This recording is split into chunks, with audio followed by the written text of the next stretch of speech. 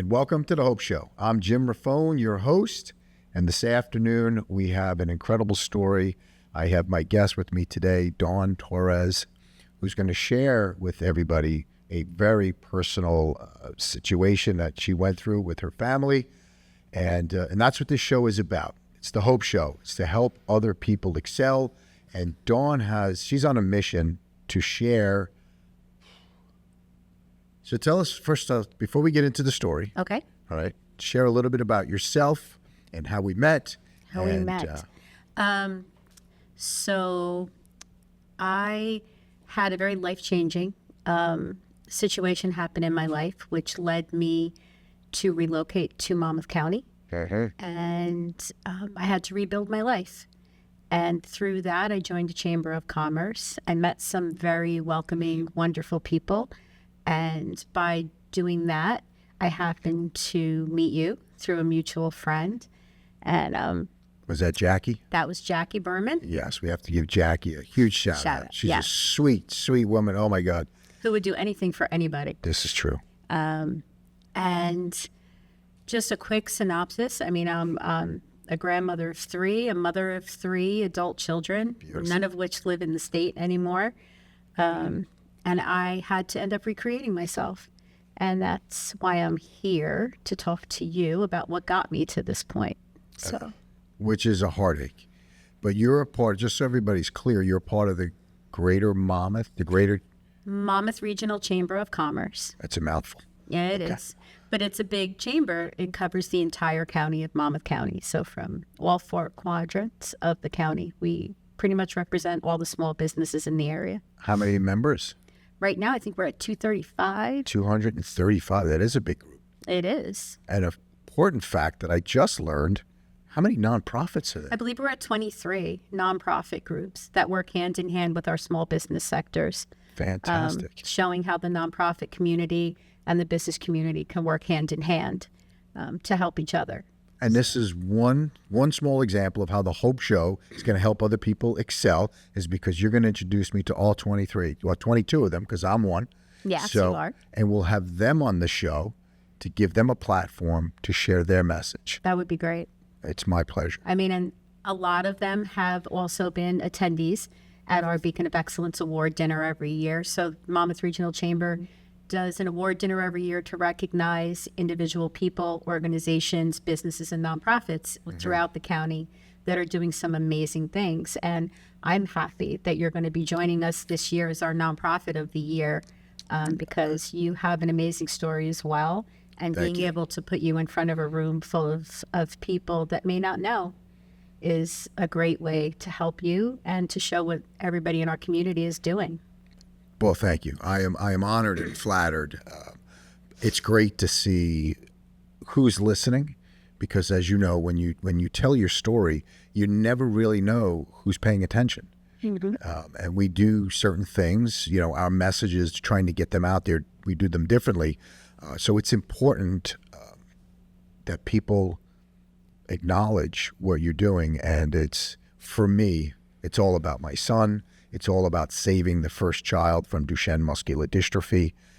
So it's and especially to be the chamber. I mean, it's just great. It's flattering, and there are no words to put it into context. But the lunch is July 30th. It's a dinner.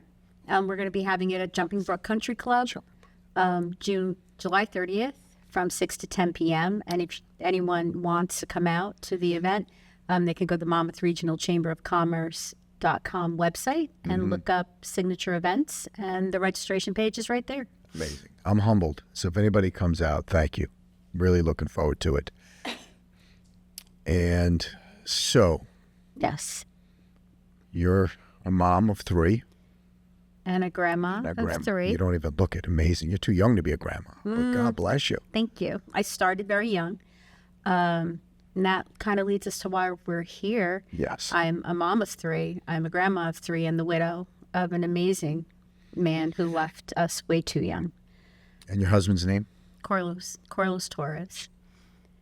We met when we were very young, 19 and 18.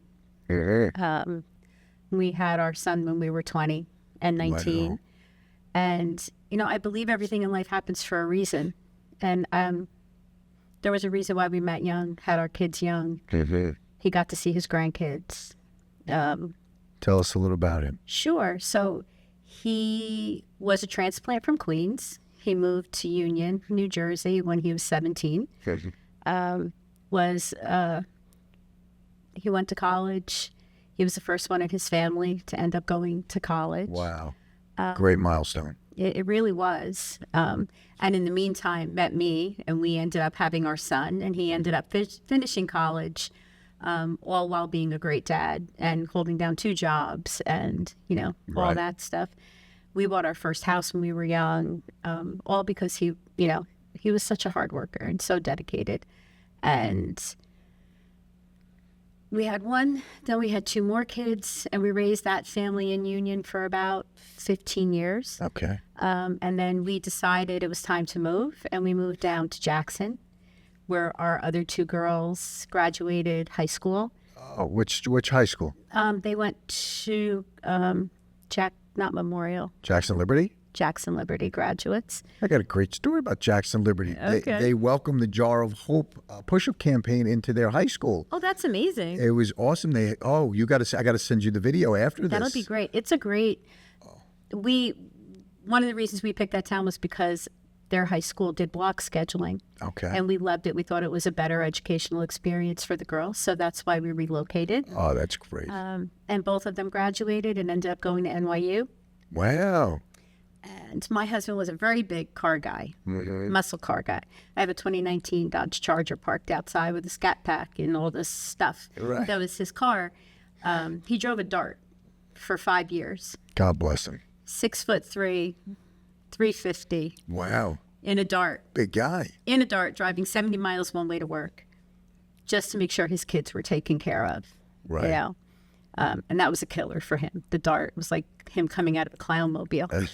They all graduated. One daughter ended up going out to LA with her sister for what seemed to be just one semester, and one stayed. The other one came back. And that leads me to the really sad part of the story. So our last daughter graduated college and said, I'm going to stay home for a year, and then I'm going to go move out to LA. She went to Tisch, the film and art school for Tisch. So she was like, I'll stay here. She got a job. She saved her money. My husband and I bought a house in South Carolina. No kidding. No, we did. My very level-headed planning husband decided it was time for us to get out of New Jersey after our daughter was ready to go. Right. We'd be empty nesters. So she spent that year working really hard. And it was the weekend of Halloween that she was supposed to move out to LA. What year? 2020. 2020, Yep. right before COVID. It was actually in between wave 1 and wave 2 at that point. Okay. So the Saturday before Halloween, he was downstairs in the garage getting the Dart ready because he was shipping it. We were going to ship it out to California for her. So he, was like, I want to make sure it's running fine. So he spent the entire day downstairs in the garage prepping the car for her. Came upstairs. Sounds like a great dad. Making sure his kids are taken care of. Well, yeah. The word great is just not a an good enough understatement. superlative? No, Okay. I don't even know what the word is. So he came upstairs from working on the car, grabbed a cup of coffee, and said he was going up to take a shower. Not unusual. He worked, on the car all day. I went upstairs about a half hour later, and I found him on our bed. He had gotten half of his clothes off. I asked him if he was okay, and he was slurring. I noticed that the left side of his face was droopy. I yelled for my daughter because I didn't have my phone and told her to call 911. They told me to do the stroke test, and everybody should know how to do that. But That's what was going through my mind just now. Was he having a stroke? and I knew what it was just from the facial droop. And when he answered me, his words were slurring. The 911 operator also asked me to have him lift his left arm, and he could barely lift his left arm. So he was already losing the ability to lift his arm when I had come upstairs. We called 911. I was talking to him. He could still speak. Then I went outside to get, the police to come upstairs because they came first, and my daughter sat with him. By the time I came upstairs with the police and my daughter walked out of the room, he was starting to lose consciousness. And thank God the policeman was there because he caught him before he hit the floor. Oh, they got him up to stand up. No, he couldn't stand up. He ended up falling, but the policeman caught him and got him safely to the floor. That was the last time that I ever looked him in the eyes. Yeah. It took them time to get him downstairs. They took him to the hospital. My son lived in Jackson still, so I waited for him to come, and we all drove to the hospital together. By the time I got there, they had run tests, and my husband was on a vent. Oh. And the doctor informed me that he had had a catastrophic stroke. It's hard to explain, but there's different quadrants of the brain that you can have a stroke. Some of them you can recover from, and some of them you can't. His was at the base of his brainstem, which that space is what pretty much controls everything you do that you're not thinking about right now. Your breathing, your heart rate, All that kind of involuntary stuff. actions. Yes. So unfortunately, by the time I'd gotten to the hospital, they had already said there was minimal brain activity, and that most likely if he did survive, he would be a vegetable. Dawn, I'm so sorry. Thank you. What did they say? Was it due to a heart attack? No, it was a brain bleed, basically. Okay. So I said we were married for a very long time. I could count on my one hand how many times my husband went to the doctor. As most men, Yes. don't go to the Don't hospital. go to the doctor. We always had health insurance. He was a wonderful provider. We didn't live the life of Riley, but there was always money to go on a vacation or, fix things we needed to. Right. He took very good care of us. We were never without insurance. I went to the doctor. The kids went to the doctor. He didn't go. He was, his mentality, I think, was always, well, if it's not broken, I'm not going to fix it. We'll Right. just leave it. They'll look for something, right? That's what a guy Right. They may find something. Right. So I had to fly my daughter out from California to come back. Okay. My husband did not have a DNR. My husband did not have an advance directive, and he did not have a will. And I bring this up purely because every man, every human in all actuality should have at least an advance directive and a living will. The burden it puts on the people that you love to have to decide to take you off life support is something you second guess and question. So that's my first reason for having this conversation. And I do a talk too, where I go a little bit more into depth, but Before you continue, Go ahead. because I'm new to that phrase, advance directive. I've heard of a DNR, right? But maybe you can explain to the listeners what exactly an advance directive is. Sure. Basically, an advance directive explains in the event that you can't speak for yourself, in the event of a medical emergency, what your wishes are. If there's minimal brain activity, I want this done. If tests show that there is no recuperation, I would like this done. It basically goes through multiple scenarios and what you would want your wishes to be, so that in the event your loved ones, something happens to you, your loved ones don't have to make those decisions at Right. that time. Because And there's a lot of burden, maybe some guilt and some not fully understanding what should be done at that point. Yes. And when you're, you have And also three- maybe difference of opinions. Well, thank goodness. I mean, my children were all older. So, we sat down and we all agreed, let's have the doctors run the test one more time. So my daughter came in from California. We sat her down. We told her what was going on, and we all agreed. The next day, we'll have them redo the tests, and then we'll come back together again and decide what we wanted to do. They ran the tests again. The bleed was completely worse, and there was no brain activity anymore. So basically just the machines were keeping him with us. And, after talking, and it's a hard decision to have with, a conversation to have with your children. The man that was so strong, that took care of them their entire life, for them to have to be sitting there helping mom make that decision was, Right. I can't even explain it. But we decided that it was time. So we picked a time and decided when, and if you believe in, the possibility of messages from the great beyond and things like that, he also You're giving me the chills. sent me some signs. that only I would pick up on, letting me know he was gone and he was okay and that I was making the right decision. Didn't make it any easier, but so on the 27th of October at 3:30 in the afternoon, they removed him from life support and he passed away immediately, because it was just the machines keeping him with us. Right. So having that advance directive takes that burden off your family. It's important. It's a simple Who puts form. that together? A lawyer, An attorney. because it has to be notarized, because it's a legal binding document that the hospital has to carry through with. So definitely a lawyer, the same lawyer who would do your will can do that advance directive, and it usually all goes together. And it's a pretty simple process. At the advice of an attorney, is there any specific time or age that a male and female, a husband and wife, should have these conversations?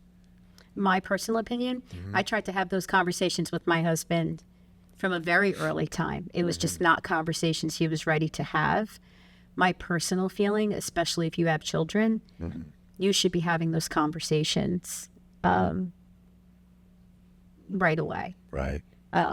You don't want, if something were to have happened to you when your children were babies, do you want your wife to have to figure all this stuff out on top of Right. having to figure out how she's going to live without you and raise your children and do all these other things? So I would say sooner rather than later. Gotcha. I know a lot of single people. I'm in the pet service business. I know a lot of single people that have dogs and cats. No one realizes that if no one were to claim your dog and you were single and something were to happen to you, unless you have it in your will, your dog goes to the pound. And the dog eventually probably gets euthanized If no one takes if no one it, adopts it. no one adopts it. So it's always good to have a will, even if you're single. It's good to have an advance directive, even if you're single. Right. Because do you want your mom making that decision for you if you have your mom? Or your sister? Or if you're divorced, do you want your child being the one that has to make those decisions for you? And they're trying to grapple with the current situation is, right? That's a lot. It's a lot to ask of somebody. For me, at that moment, trying to figure out what to do with that, on top of my entire life just changed. Right. Like that. And it was very overwhelming. So he never went to the doctor. He had his gallbladder out 10 years before that. And the surgeon told me, after the surgery, he came out, everything went fine, but I've seen men like your husband before. I would not be surprised if you lose him to a widowmaker heart attack within the next 10 years, just because of how he carried his weight. And he said, I'm telling you this because it's your responsibility to make sure that doesn't happen. He put that onus on you? That's another reason why I do this talk, because it's not only for men. Right. It is for the women or the significant others. I'm not even going to say male or female at this point. Right. If you're a couple, you should be looking to support that person and to make sure that, whatever they want to do to improve themselves, you're there to support them. But in no way should anybody ever take responsibility for somebody else's medical or health decisions. Because what that doctor did to me that day, basically, was, I can't even come up with the word. It's almost It was as an if he emotional gave you, blackmail, or I know there's another word for it, but it was just like he literally put my husband's health and well-being on my you? shoulders. And I carry that with me to this day. I mean, there are times I still run through, should I have pushed harder? But it became a bone of contention. And it became do we want to continue to have arguments over, you're trying to control me, don't push me, I'll do it when I'm ready. Right. Do I want to have that be our relationship, or do I want to just let it go? And at a certain point, I let it go. And I would almost guarantee that conversation is happening in every household, because I know what happens in mine. Right. You were telling me that something like that kind of happened to you indirectly. So Yes. I don't know what it is with men that I don't know if it's the fact of not wanting to pay the co-payments that you don't go to the doctor, if you don't want to hear what they might find, as we were discussing, right? You know that you're not feeling well, so there's got to be something wrong. But for me, personally, I can only talk about me in this instance, is I didn't want to hear what was wrong to impede what my mission is. Because I knew if there was something wrong, there would be downtime. And in my instance, there can't be downtime. But if I didn't have my son's situation, maybe in your husband's situation, right? Your situation, your husband didn't want to stop working because he's got a family to provide for, right? He's sacrificing. He's driving a Dodge Dart because he's sacrificing to give his children everything that they want and need. Exactly. Most men are very good at providing for their families and providing for their families in the event that they're not here. They know what their insurance levels are. They know, how much is in the bank. They know, what their wife is going to be left with or their family's going to be left with in the event that they're not here. But I challenge all men to not only know those numbers. You should know what your blood pressure is. You should know what your cholesterol is. You should know what your A1C levels are. At an early age, my husband was 51 years old. He passed at 51? My husband was 51 years old. So young. It can happen to anybody at any time, especially if you don't go to the doctor. And when I tried to figure out the why, struggling to why couldn't I fix this problem? Or what was it in him that made him so fearful to go? I found a couple interesting facts. Number one, 60% of all men do not go every year for a regular checkup. It's covered by insurance. Even if it's not, an annual checkup is not that cost prohibitive. And there are a myriad of other places that people can go to get help with things like that as well. I'd venture that 60% of men don't even have a primary care physician. They probably don't. Because I don't. People ask me all the time, who's your primary care? I'm like, you're like, huh? Why do I need one of them? Exactly. There's another thing. This is very eye-opening conversation. There's something called superhero syndrome. Men are used to being the strong person in a family, the one who can fight the battles and do everything. And going to the doctor takes that down a peg. They see it as being weak if they admit they have a problem. I challenge every man to be the real superhero. Go to the doctor. Know your numbers. Do what you can do to not plan for what your family will have if you're not here, but to do everything in your power to stay with them as long as you possibly can. Wow, you're giving me the chills. Because you're right. But I'm right. 100% right. My daughters are never going to get to dance with their father at their wedding. My son had 3 children. My daughters have yet to have a child. They're never going to know what it feels like to take their child and put it into their father's arms. And he was the best grandfather anybody could ever ask for. I'm not saying he deprived them of that, but I'm saying there's a possibility it could have been avoided. Yes. And anybody who's listening to me right now, you have no idea what you leap behind. And I would give back the insurance money, and my daughters would give back their NYU degrees. All they want is their dad. All of those things you struggle to provide them with are meaningless if you're not in the picture anymore. It loses all of its value. That is very heavy. The gravity of that thought is humbling. It's the fact. And I know Jar of Hope has a lot of male supporters. So if you're listening to Dawn right now, please heed her advice, especially if you're around my age. We all have kids, and we're trying to do the best we can for those kids. But as I've learned recently, you're right. I can't sit here and say, well, I'm making it by. You are 100% accurate. Because even you just said to me a little while ago, I need to be there for my son to do all these things. Me having myself checked out, there might be some downtime. What if that downtime turned in forever time? Ugh. And your wife is now having to deal with Jamesy. Oh my God. And fighting the fight that you're fighting because you're not here. Very, very eye-opening conversation today. So because you're right. It's not about the money. It's not about the houses. It's not about the cars. None of it means anything when you lose your partner. He died just short of our 31st anniversary. I was 52. He was 51. We could have been one of those couples that you see celebrating their 60th anniversary. We could have danced at one of our great grandchildren's weddings. I mean, we were grandparents before we were 50. Wow. And that was all gone in a second. I am so sorry. There's also women are taught to be vulnerable from a very young age. I mean, we're the ones who give birth.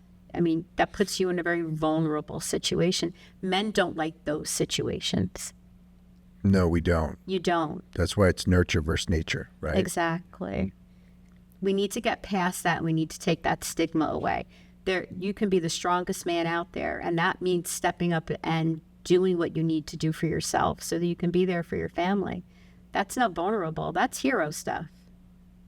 You're right. I'm having the same conversation with my father right now. He refuses to go to the doctor. He's 77 and refuses to go to the doctor. Doesn't have a primary care physician. He is unfortunately entering into dementia and doesn't want to go to the doctor.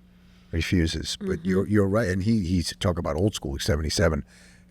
Him and his friends, they all believe that once you go into the hospital, you're not coming out. Right. And that's the fear. That is the fear. But what they don't realize is if you go when you're younger and you monitor everything and you're very cognizant of your health from an early age, you might never even have to go in the hospital.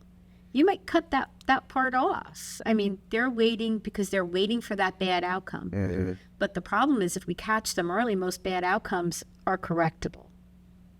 Yes, they are. High blood pressure is correctable. High cholesterol is usually correctable, either with medication or diet changes or whatever. Mm-hmm. You just need to know your numbers. So you might know you got $1 million insurance policy. What's your cholesterol? Right. So I was talking about vulnerability, and you were talking about wives giving birth, and it triggered my thought. Right. The moment my wife got pregnant, with my very first thought, right, that I was so excited every time she had to go to the doctors to take her and make sure not only was she okay and the baby is okay, right? But in the 10 months, but that they say that a woman goes through childbirth. I never went to the doctor once, and we're going every quarter to make sure that the two of them are okay. Yeah, you're right. So how do we change it? I mean, you're just starting your talks, right? Where do you go for these talks? I do them at the Chamber of Commerce. Okay. I've been lucky to be asked to speak at a couple Rotary Club meetings. Okay. There are Rotary Clubs pretty much in every town, in every state, and nationwide and worldwide. So I've done them there. This is the first podcast anybody's asked me to be on, which I'm very thankful for that night it's that my we pleasure. met at the Court Jester in Aberdeen for one of Jackie Berman's networking events. Right. And I at first was sad that nobody showed up, and then I ended up being very happy because I learned a lot about And I think your husband had a lot to do with that. Probably. But yeah, to get me to go there, to get you to go there. Jackie wasn't there. We're doing this in her spirit, right? Because she's home. She got injured. Yes. And we're still supporting her. Absolutely. And yet you and I are the only two in the room. Mm-hmm. And I believe if there were more people in the room, you and I don't have that moment where we discuss what you personally went through. Because I know you for a couple of years now. Right. Exactly. But I know you as... Do you remember what I said to you that night? No. We had a lot. I know. Had a lot going on. So if anybody's familiar with the Ed Pars Foundation, right. I had seen Ed Pars give a talk at the Chamber of Commerce, and something completely horrific had happened to his daughter due to domestic violence. Yes. Seeing him speak and going over that traumatic event that happened in his life involving his daughter, and then having gone to a couple events where you spoke and seeing you relive what has happened to you and your family over the course of James's journey and your journey is what led me to start thinking about having these conversations and doing this talk. Wonderful. Because if I can reach one person, and one dad dances at his daughter's wedding because I'm sitting here talking to you, then that's worth it. That's powerful. But I have you and people like Ed Pars to thank for that, because you guys are the ones who gave me the strength to say, because it's horrific having to relive that day over and over again. I mean, I do it in my own head. Mm-hmm. I second guess myself every day. I carry the weight of those decisions and not pushing him to go to the doctor every day, but actually minute by minute in the talk I actually give, I count down that last day and all the seconds of everything that happened. And to have to relive that on a continuous basis is heart-wrenching. It is. But it's worth it. Yes. He didn't, if not just me talking about it, but if it helps one man realize that there is no stigma about going to the doctor, that this is the right thing to do for your family just as much as going to work every day, buying that insurance policy and everything else, then my husband didn't die in vain either. I can't even tell you how much this touches me right now, because my wife, her dad, 44 years old, passed away from a massive heart attack. And if he would have gone to the doctors, you never know. You don't know. You talk about not being there for your daughter to dance on their wedding day, right? He wasn't there for her on her, because of that incident. And you need to continue this, because you touched me. I need to be there for my daughters for their wedding day. And I have to say to the guys out there listening, like, if your wife is pushing you, right? I was sharing a little bit with you before, as a lot of you know what I've been going through with my son and the things that I do for my son. Yes, over the years, my wife has pushed me to go make sure that I personally was well. But in the back of my head, I'm running all these races. I'm doing everything that I'm doing. But it took another woman, my son's nurse, I got to give her all the credit, who was overhearing a conversation I was having with Karen about how grossly overweight I was. So don't wait. The moral of my story is don't wait for someone else to have to say it, because it may be too late past the point of being fixed. Luckily for me, it was my heart, and I was able to have a procedure, and they fixed my heart. But if there's another woman that you need to hear it from, may it be Dawn today on The Hope Show that saved you or got you in front of a doctor to change the outcome of your life, right? Yep. Awesome. This is it's a bittersweet moment having you here, but I'm so glad that we can mention your husband's name, share your story, and help you spread your mission. Thank you. Through this platform, and that's why we have the Hope Show. It's amazing. Isn't it? It is. And a lot of people ask me, how do you go on? It's hard. What I do is not easy. Reliving, sharing my son's diagnosis day, sharing the milestones of Duchenne and how they're crippling him is not easy. But having this platform and to make a difference for the next generation, like I call my son now, my son is in the senior class. It's 12 years later. Right.